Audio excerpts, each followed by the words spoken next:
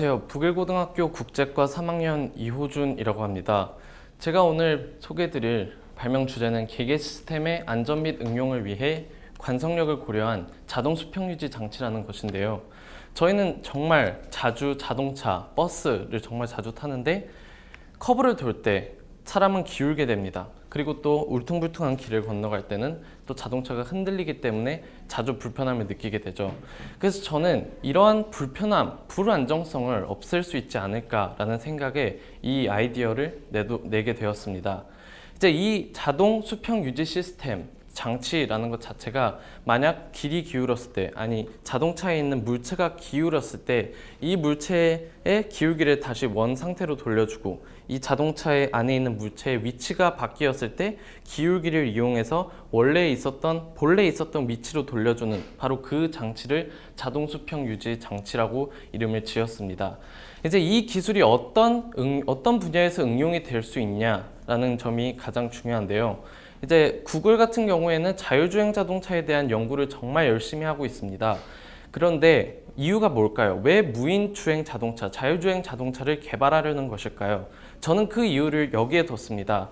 운전자가 꼭 운전대에 손을 잡지 않고 그 시간에 다른 걸 할 수 있기 위해서, 다른 걸 하는 기회를 주기 위해서가 아닐까.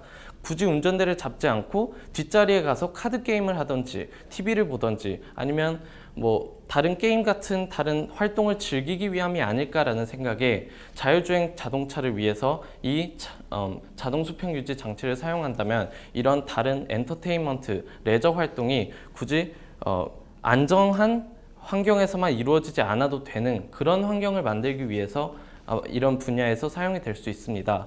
뿐더러 이삿짐을 올리는 그런 크레인 같은 자동차 같은 경우에는 만약 기울기, 갑자기 불안정성이 유발되었을 때 사람들이 인명피해를 볼 수도 있고 아니면 재산적인 피해를 볼 수도 있기 때문에 만약 이런 불안정성이 가해졌을 때 바로 자동적으로 수평을 유지할 수 있는 장치가 있으면 이런 안전하게 이런 활동을 할 수 있지 않을까라는 생각에 바로 이 자동 수평 유지 장치를 개발하게 되었습니다. 이제 여기는 이 자동 수평 유지 장치의 그 기술의 근본적인 이론에 관한 걸 이제 적어 놓은 건데요. 이제 여기에서 보시면 가장 궁극적인 목표는 이 물체가, 자동차에 있는 물체가 원 상태, 시간이 무한대로 갔을 때 가장 끝을 봤을 때 물체가의 위치가 원래 있었던 위치이길 바라야 합니다. X는 이제 원 물체의 위치와 나중에 시간이 지났을 때의 위치의 거리를 말하는데요. 이 거리가 0일 때 그리고 이 거리가 움직이지 않도록 만드는 것이 가장 궁극적인 목표입니다.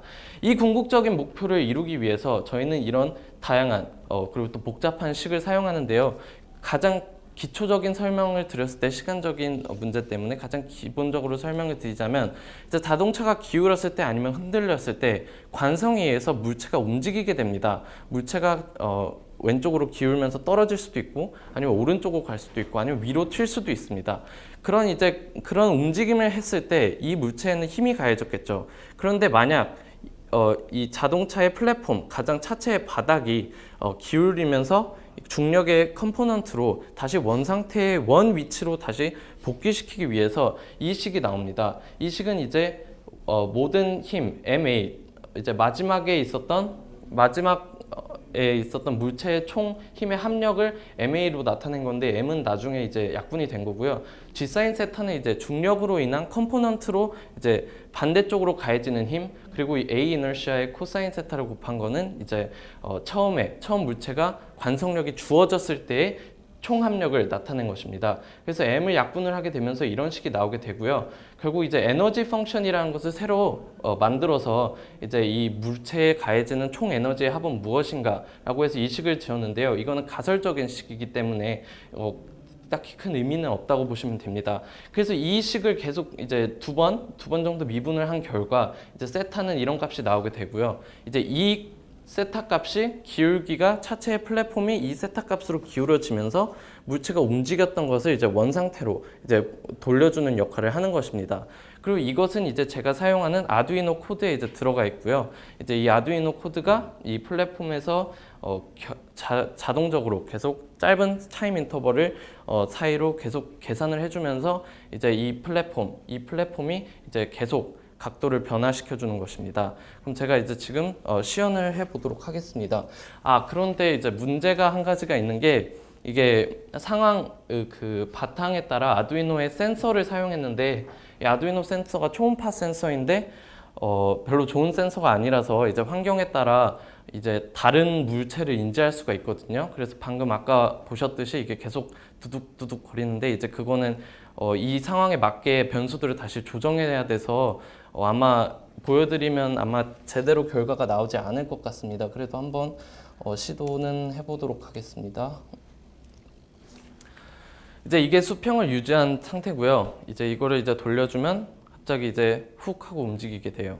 이제 그것은 이제 이 센서가 아주 멀리 있는 물체를 감지했기 때문에 이제 멀리 있는 물체를 이쪽으로 중간에 있는 위치로 다시 보내기 위해서 이제 왼쪽으로 기운 거고요.